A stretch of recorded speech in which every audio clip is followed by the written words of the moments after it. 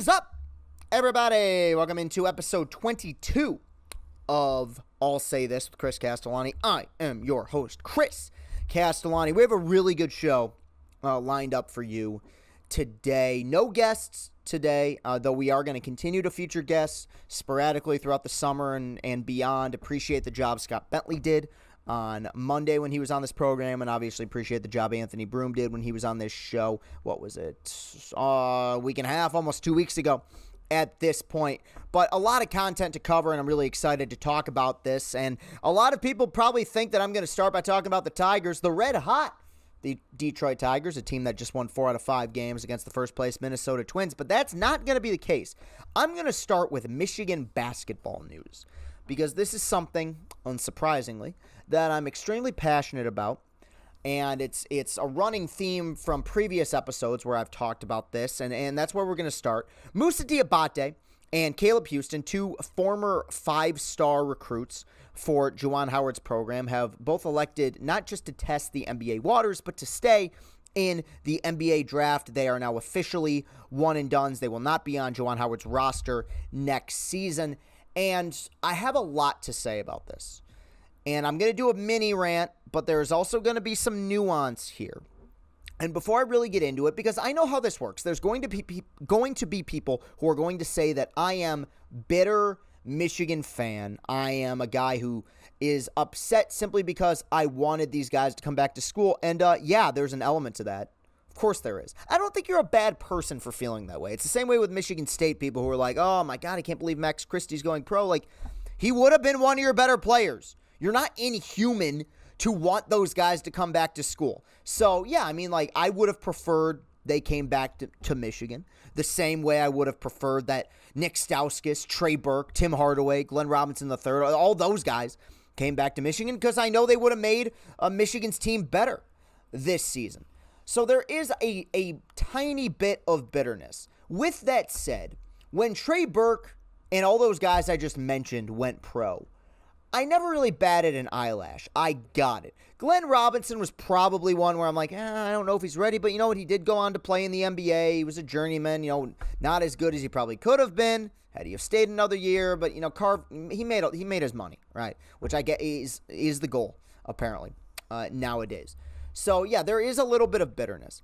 And I'm going to start with this little mini rant, and then I'm going to add a little bit more subtext and nuance. The mini rant is this. I believe both of these guys are making a mistake. I think the idea that these two guys who are mediocre to a slightly above average college basketball players going pro after 1 year is a reflection of the fact that we exist in a completely broken system in which we not only analyze college basketball players as basketball players, we more so analyze them as athletes. These are two guys who, in my experience watching them during this season, showed no signs of being two people who would exist on an NBA roster at all over the next several seasons. I think that this is a reflection of the fact that we absolutely need to change the rule and allow guys to go straight from high school to the NBA. And if they want to play in college, they're welcome to play in college. I think guys playing in college would make the product better, but we need to have some sort of timetable in which they have to stay at least 2 years. If they want to go pro after high school, so be it. I think the system is completely and utterly broken, and it's ruining the product, not just in college basketball. I believe it's hurting the product in the National Basketball Association. Okay, end of rant.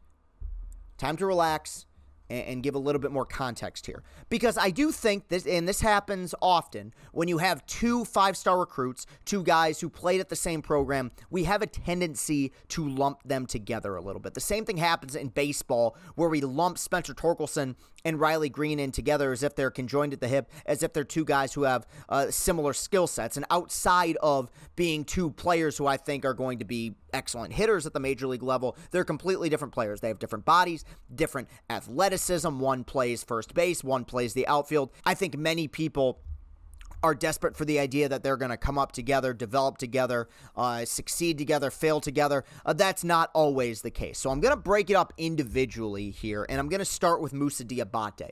With Moussa, I get that a little bit more.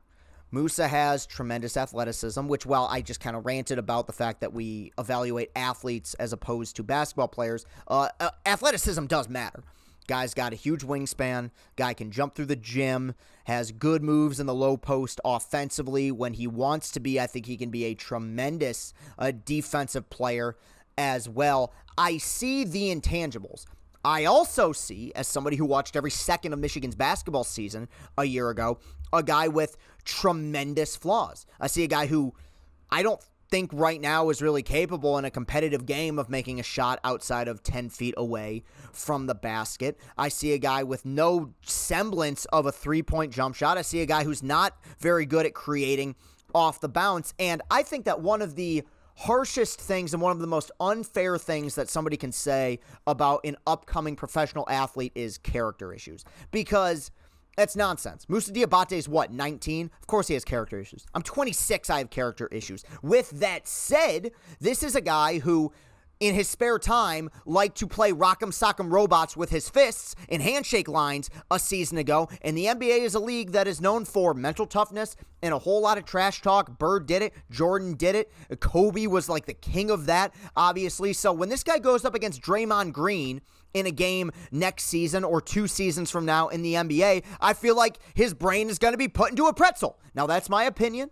Subject to change. We'll see. And before I go any further, I should have opened with this earlier. I hope and wish for the best for both of these young men. I think it is completely silly and ludicrous to wish the worst. I don't wish injuries upon them. I hope that they succeed. They are betting on themselves. And you know what? If they turn out to be, the equivalent of what Jordan Poole has become with the Warriors, these stud players, I will be the first to come on here and say, you know what, I was wrong. And I don't think there is a person in media who has been more consistent with that since he started creating content. A recent example, Joey Hauser for Michigan State. For 2 years, I had Michigan State people saying, oh, Izzo loves Hauser. This guy's unlike any player Izzo has seen. And for 2 years, this guy was an oaf on the basketball court. And you know what he did against Davidson in the NCAA tournament this year? That guy balled out, played the game of his life. He's coming back next season, and not only is he coming back, my prediction is I think he's going to have an excellent season. That's a guy who proved me wrong, and I believe will continue to prove me wrong. So if these guys succeed, I'll be the first to eat crow and happily eat crow. So that's Moussa.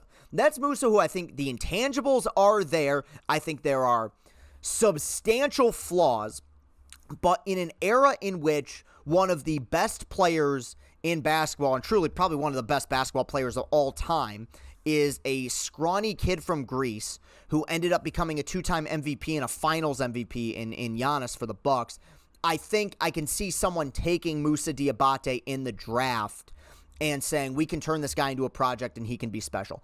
I understand that. Caleb, quite frankly, I don't get. I think Caleb has one good attribute. He's a good set shooter. Well, let me amend that. He's a good set shooter at Chrysler Center. Outside of that, he was incredibly subpar everywhere else. He had a nice little game in the first game of the tournament against Colorado State. After that, Michigan won the game against Tennessee in spite of him. He averaged 6 points a game in 3 tournament games last season. Yes, he's a good set shooter sometimes, but when I think of like good set shooters, I think of, and I think of Michigan guys, I think of Jordan Poole. I think of Nick Stauskas. This guy went away. He's not a very good defender, at least based on what I saw. He has essentially, based on my analysis, and I'm not saying my analysis is factual, he has zero ability to create off the dribble. I've heard people say, oh, well, Caleb Houston, he's got an NBA body. Does he? I've watched the NBA playoffs. These guys are built like absolute tanks. Caleb Houston has a long way to go before he's got an NBA body. And I know I'm being really harsh right now. And I'm using these guys as examples because I simply believe the system as a whole is completely ridiculous. Like, why do we even have this current system in place if this is what it's going to be? What's the point of having a top 3, or in Juwan Howard's case, a top 1 recruiting class, if guys are just going to play average to slightly above average basketball and then leave after 1 year? I don't get it. I don't see it. I hope they succeed. I hope they prove me wrong. But even if they do, let's say both of these guys are starting the All-Star game 2, 3, 4 years from now. Their college careers were still a disappointment. When they were recruited, I was under the belief that these were going to be 2 guys that were going to get Michigan to a Final Four. They were the 3rd and 4th fourth or fifth best players on a team that snuck in, by the hair of their nuts into the tournament last year, had a pretty good draw, won 2 games, and made it to the Sweet 16. Neither one of them played that well in postseason play. They went long stretches where they kind of just went away. That team made the Sweet 16 because Hunter Dickinson was the best player on the floor, and Eli Brooks played really well in the first 2 tournament games. And you got Frankie Collins, who's also now no longer a part of the program, who was excellent in the first round of the tournament against Colorado State when Devontae Jones was injured. I wish them all the best. I hope that they are successful. They are betting on themselves, and any person, and this is coming from someone who's done this, any person who is willing to chase their dreams and bet on themselves, to me, is a hero. I don't want bad things to happen. I really hope that they succeed and prove me wrong. But I am also a fan. I make no bones about the fact that I am a fan of Michigan basketball, and I try to be as objective as possible. And outside of Musa's game against UNLV, which was like after Thanksgiving, and his game at Carver Hawkeye Arena against Iowa, I didn't see NBA players here. And if I'm wrong, I'm wrong. Good for them. They're betting on themselves, but I got to be objective and call it the way I see it. I don't believe that either one of these guys have NBA All-Star potential. Now, if their goal is to bounce back and forth from the G League and sit on the end of the bench for the next 4 or 5 years, then they're probably going to be fine. I think when you talk about 2 guys who were 5-star recruits, I mean, Caleb Houston was like the 5th ranked player in the country? I think that you could have done more with them. And as much as I like Juwan, if these guys succeed, if they become studs, if Caleb Houston becomes somebody who's creating off the dribble and slashing and kicking it out and being able to score at will, there does come a point in which you will have to wonder about Juwan's ability to develop players. I love and worship the ground that John Beilein walks on. At the same time, I feel like Jordan Poole was remarkably underused during his time at Michigan. Now, everybody else, Burke, Stauskas, Hardaway, he got the most out of. Some players fall through the cracks. That may be the case with these 2 guys. Maybe they were simply better than the team around them and Juwan underutilized them. That is a theory. That is like a complete possibility. Nothing but good wishes. It's just my opinion. And before anyone gets on me for just criticizing 2 guys who I hoped would return to the program that I root for, I feel the same way about Max Christie at Michigan State. I think that is an asinine decision. Max Christie played like 3 good games last year. I feel bad for Tom Izzo. I feel bad for that program. I think we're devaluing college basketball as a whole when you have guys who walk on campus with the intention of just going to the NBA the next year. It's why, quite frankly, I know that he's kind of a villain around East Lansing. I get it. It's why I appreciate the Hunter Dickinsons of the world. Like, the self-awareness to be like, hey, look, I love playing in college, and I think I'm a good player, but I have more to prove here. I like that. And Tom Izzo has been the master of that with guys like Draymond Green and Cassius Winston, guys who are program guys who play 3-4 years in college, and some of them succeed in the NBA, some of them don't, but the product as a whole for college basketball, I think, is lesser than it used to be because guys aren't committing so much to a system as much as they're committing to themselves. And, dude, there's a place for that. If I was in either one of these guys' positions, I'd do the exact same thing. You know, these are kids coming out of high school. I want to secure the bag. I want to make money. I want to play in the NBA. But as somebody who's just a fan of college basketball as an entity, yeah, it's annoying to me. All right, we are going to move on here to the Tigers, who are playing some pretty good baseball now. This is a team that has won 7 out of 9 games. They are about to go on the road against the New York Yankees, who, as of right now, have the best record in baseball. It's going to be tough. Starting pitching does not line up for them to be successful, but at the same time, it hasn't really for most of the year with the amount of injuries they've had. Look, the team is playing better. They look more like an actual baseball team. They're making throws to first base. Pitching has not been the issue at all up to this point, but the offense is coming alive a little bit. Yesterday, you had a wonderful game in which you got 5 solid enough innings out of Alex Faedo. The bullpen shut it down. You had Daz Cameron, of all people, 2-run home run in the bottom of the 8th to put the Tigers in front. Gregory Soto closed it down. I've said a million times, but it feels like the gears are starting to turn a little bit here, which does admittedly make me happy. They're still 9 games under 500. And I just wanted to pose this question to the fans. I'm going to pose multiple questions to the fans here, but the one I wanted to pose is, right now, look, you're 9 games under. You play in what is really the worst division in baseball right now. I mean, I don't think there's a great team in this division. The Twins are in first place.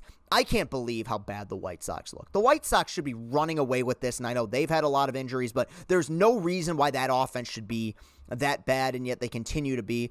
The Tigers, I believe, are currently 8 games out of first place, and I've been thinking, at this point, 51 games in, we are post-Memorial Day. What does success look like for the Detroit Tigers? A season ago, you were 77-85. You played pretty darn good baseball the last 4 months of the season.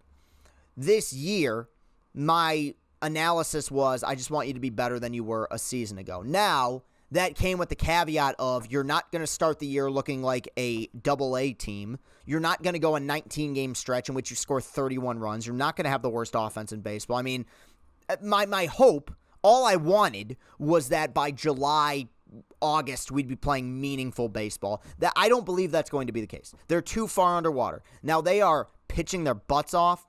I've gone off about it a million times. I think Chris Fetter is just doing an exceptional job. And the one bit of hope, this is where we're going to have some optimism. One of the best pitchers in Major League Baseball pitches for the Detroit Tigers, and that's Tarik Skubal. This is a story. As I brought up a minute ago, we are post-Memorial Day. Now, there are exceptions. I've brought it up before. Yes, the Nationals were 19-31 and won the World Series in 2019. Yes, the Royals in 2014, I think, were 50-51 and came within 1 game of winning the World Series. And if not for Madison Bumgarner, they would have won it. They ended up winning it the next season. But in general, Memorial Day is right around the time when stories become legitimate. Guys who are putting up big numbers are people you start to look at and be like, oh, this guy might be for real. Well, Tarik Skubal is absolutely for real.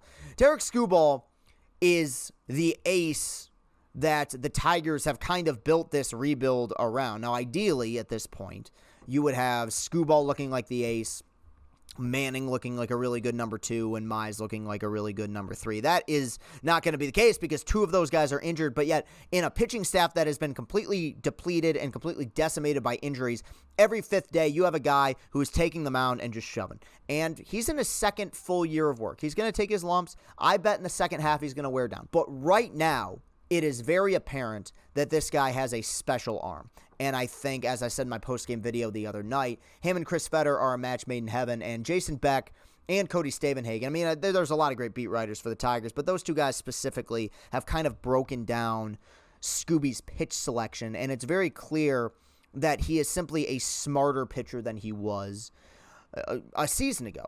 I believe that in the minor leagues, if you got a heater that reaches the upper 90s, which Scubal's can do, you can beat guys with fastballs. Last year, Skubal was a guy who I believe threw 60% fastballs. Right now, it's like in the 20s. He is mixing in that slider, which he's throwing at 94, 95 miles per hour. In the first inning, in his last start, he threw a slider at 95 miles per hour. Like, that's Jacob deGrom, the caliber right there. The changeup was working for him. His other game, that curveball is still a work in progress, but when that's your like 4th, 5th best pitch, you're done pretty good. He is exceptional. I also think, as good as he's looked and as improved as the team has been over the last week plus, I think that Tarik Skubal is a really good lesson for the Detroit Tigers, because the Tigers have sold us this bill of goods over the last several years, which is we're going to suck and we're going to build through the draft and we're going to get top 5 picks, and these top 5 picks, we're going to hit with all of them. And it is still early in the game. I will let you know when I've given up on Mize, not doing it. I will let you know when I've given up on Manning, not doing it. Torque looks better lately. Riley Green hasn't played a major league game. You know, that's an incomplete grade. And saying that it's an incomplete grade is kind of unfair, because that almost implies some sort of negative connotation. He's going to be here soon, and I think he's going to play some good baseball. But there is a sad irony to the fact that this team that sucked on purpose for 4 years in the hopes of hoarding top 5 draft picks, that the best player thus far that has come out of that was a 9th-round pick out of Seattle University, who I believe when the Tigers drafted him was 2 years removed from Tommy John surgery. When Scott Bentley was on Monday, he made a great point, which is that teams that know what they're doing get guys in the 8th, 9th, 10th, 20th rounds who end up becoming stars. You know, how many years did the Dodgers tank? You know, and yet they have the best farm system in baseball pretty much every single season. Now, we are going to focus on the positive, though. The offense is starting to come alive here. Skubal, I believe, is one of the 10 best pitchers in baseball. Skubal's ERA is better than Justin Verlander at this point. Do I think that'll stick? No, I don't. But for the time being, you got to enjoy it. The old adage is obviously you can't win the pennant in April, but you can sure as hell lose it. I think expectations for this team were not the pennant. Expectations for this team were competence. We're not going to get a playoff team this year. Unless there is some historic 1 in a million 2019 Nationals kind of turnaround, we're not going to get a playoff team this season. I think, given the way things are right now with this team that is 9 games under 500, that in fairness has been absolutely riddled with injuries to the pitching staff. Your goal by the end of the season, if you are 500, calling a team 6 years into a rebuild that finishes 500 a success is tough, but I'll view it as salvageable. And they got a long ways to go. And they got to go on the road to the Bronx to play the best team in baseball. And they got some good teams coming up. They got Toronto coming up. You know, I just brought up how bad the White Sox are, but they're still incredibly competent and always play the Tigers tough. You got more games against the Twins. But this is the first time really since the opening series against the White Sox, really opening day when Javi had the walk-off, where I've said, all right, I feel like we might finally have something here. And while that's not going to appeal to the average fan necessarily, to the diehards, I do think that is a step in the right direction. All right, this is going to be the last segment here, and I really did want to talk about this because yesterday, I'm recording this on the 2nd, but by the time you're listening to this, it'll be the 3rd. Yesterday was the 12-year anniversary of Armando Galarraga's perfectly imperfect game. You know the story, 27th out. Wasn't out. That wasn't. That sounds kind of weird to say, but Jim Joyce called the runner safe when he wasn't. Ruined Galarraga's perfect game. He got the next guy out, and it's kind of remembered nowadays as the first 28-out perfect game in the history of Major League Baseball. It is amazing to me, 12 years later, how angry people still are. Now, don't get me wrong. It makes me sad. It doesn't really make me angry anymore. People were posting clips of it, that final play, the final out that wasn't. It just makes me sad. Every time I see Galarraga throw his arms up in the air only to look over at Jim Joyce and see that the runner was called safe, it makes me sad. The people are angrier about Armando Galarraga's perfect game than they are about the playoff runs in like 12, 13, 14. That's kind of surprising to me, but I do get it. It was a moment that should have never happened. It did. And it was incredibly sad. It was a tragic moment in Major League Baseball, and an even more tragic moment for the Detroit Tigers. And I remember that game, and I remember the aftermath of that game. And I just asked last segment what the parameters are for success regarding the Detroit Tigers this season. But I have another question that has been asked to me a lot. Actually, 2 questions. Number 1 is, do I think that Armando Galarraga's 28-out perfect game will ever be officially overturned? I think it's going to be a while, but yeah, I do. I think at some point, I don't think it'll even happen under Manfred, but at some point, the next commissioner will come along and say, you know what? We are negating the next at-bat. All you got to do is essentially just remove 5 pitches from the game, a put out by, I believe it was Brandon Inge at third base, and I think 2 defensive indifference calls in which the runner got to third base. You know, take all that away. We're going to give the kid a perfect game. We're going to bring Armando Galarraga back to Comerica Park. We're going to bring Jim Joyce back to Comerica Park. We're going to recreate the final out. Everyone's going to celebrate, and we can finally let this kid have his moment in the sun. I do believe that ultimately it will be overturned. It's just going to take a while. But the other question that gets asked, and it was asked to me on Twitter yesterday, is, am I still mad at Jim Joyce? Because looking at the responses and the tweets on social media, people are still mad at him. People still hate him. When we did the list of the top 25 most hated figures in all of Detroit sports, he was very high up on that list 12 years later. Am I still angry at Jim Joyce? No. At the time, furious. Absolutely ridiculous. Now, I do think over the last 12 years, I've seen some takes that are just silly to me. I've seen people say that he did that just to kind of make the moment about himself. No, Jim Joyce thought the runner was safe, so he called him safe. But beyond that, I've heard people say that, no, it didn't matter. Didn't matter how close it was. He should have called him out and gave the guy a perfect game. No, that's not how it works, okay? If he was safe, you should have called him safe. And I ultimately have gone on to view Jim Joyce in the 12 years since Galarraga's perfectly imperfect game as a tragic figure, quite frankly. Because Jim Joyce, and people are going to hate hearing this, was regarded as one of the best umpires in Major League Baseball throughout his long tenure in the major leagues. He was, I believe, voted in Sports Illustrated several years after Galarraga's perfect game as the best umpire in baseball, made the obstruction call in Game 3 of the 2013 World Series. Gutsy call, the right call. Cardinals won that game. Obviously, the Red Sox ended up winning that series, but, he made the right move there. I believe that he's a guy who made a horrible mistake. And that's why that moment just makes me sad. It's why why are the Tigers posting like that clip? It's not a happy clip. It's sad. It's like, why don't you just post Poppy's grand slam from the 2013 ALCS while you're at it? But beyond that, I appreciate any person who can do something really dumb and immediately say, that's on me.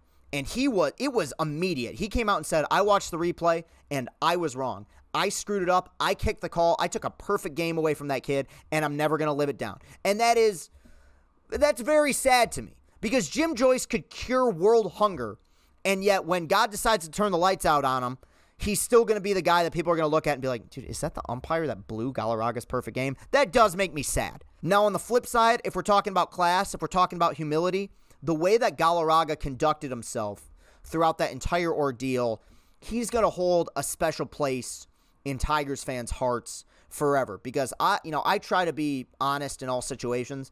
I would not have reacted that way. I would have been as furious as a person can possibly be when I threw a perfect game. I achieved something that some of the greatest pitchers of all time have not been able to achieve, and it was taken from me. The way he conducted himself, and 12 years later has continued to conduct himself. I mean, it's almost inhuman the way that he's like, yeah, it's whatever. Like, yeah, they got a perfect game stolen from me, but man, maybe they change it, maybe they don't. Just, that's amazing. I mean, the sign of a true professional and a truly good person. But when I look at that game, at that moment, my anger is not towards Jim Joyce. My anger, in retrospect, is toward Major League Baseball. It was 2010. We were well into the 21st century. And the fact that in that year, there was no semblance of an instant replay system in Major League Baseball was a travesty.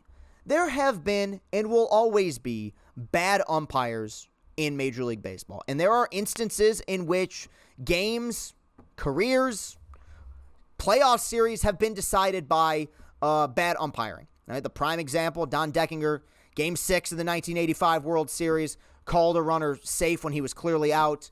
Royals walked it off, ended up winning Game 7 the next night. But that was 1985.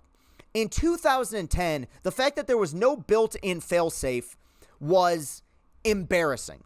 Jim Joyce would be a footnote in history if there was a system in place that allowed that call to be overturned. But sadly, there was not. And it changed the legacy of multiple careers, multiple people, and multiple teams. What organization wouldn't like to say that they had a pitcher who threw a perfect game? That's what bothers me the most, because it's so freaking true that baseball has always been the last sport to adapt.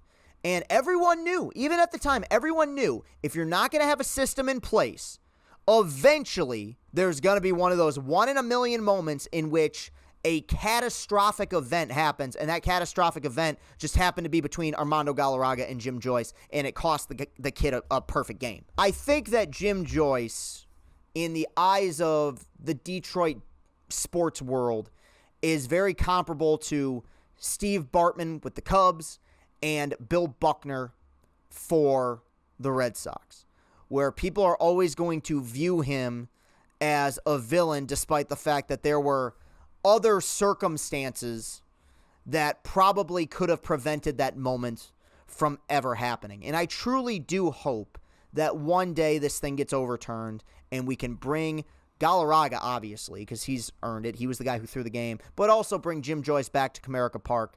And, if he gets booed, he gets booed. And that's fine. It's been 12 years of frustration when people watch that call, but I don't know.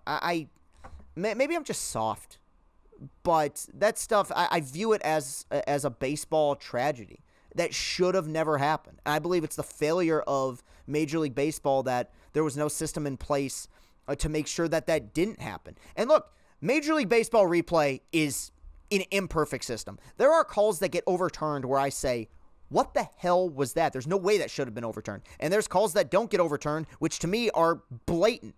But for the most part, it's a necessary evil, and I'm glad it's in place. So, yeah, that's kind of my feelings towards the whole thing. I feel like this might be the most controversial, I'll say this, that we've ever had. Because I had some very strong opinions about Musa Diabate and Caleb Houston. Strong opinions about the Tigers, not so much, but I had some strong opinions about this. And don't get me wrong, I understand people's frustrations. I understand the people who view Jim Joyce as one of the all-time great Detroit sports villains. It's been 12 years. I'm just not one of those guys.